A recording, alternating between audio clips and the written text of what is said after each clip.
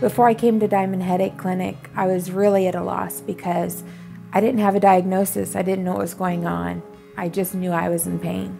I saw about 3 or 4 neurologists down home, and they all basically said I had a migraine and dismissed me.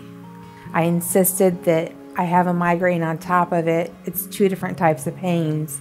I know it's not a migraine. I think Hemicrania Continua is somewhat tricky to diagnose because it has so many characteristics of migraine that somebody will say, oh, that's a migraine, and throw it in the migraine pile. It is a one-sided headache, always on the same side. By definition, it doesn't switch.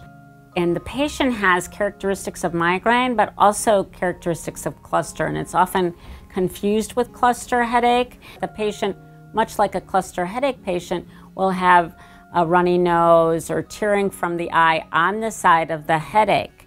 But the pain is there all the time. There are sharp jabbing, stabbing pains, but the patient is never without pain. So it distinguishes it from chronic cluster where patients have, a 2-hour or 3-hour headache and then everything goes away until the next episode.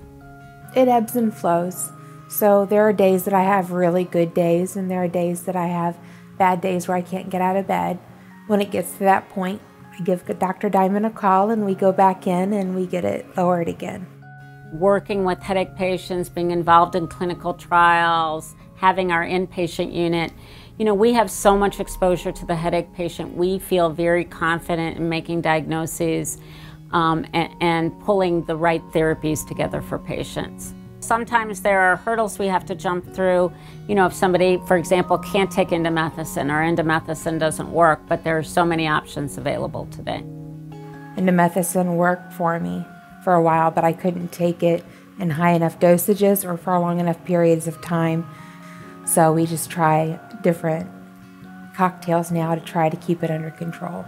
I still see patients who are being told, well, you have chronic headaches. Well, that's not a diagnosis. That's a bunch of symptoms you're having related to your headaches, but it doesn't tell you what kind and therefore may not give you a specific treatment. And getting a treatment because the headache's named appropriately is very, very important for our patients, super important.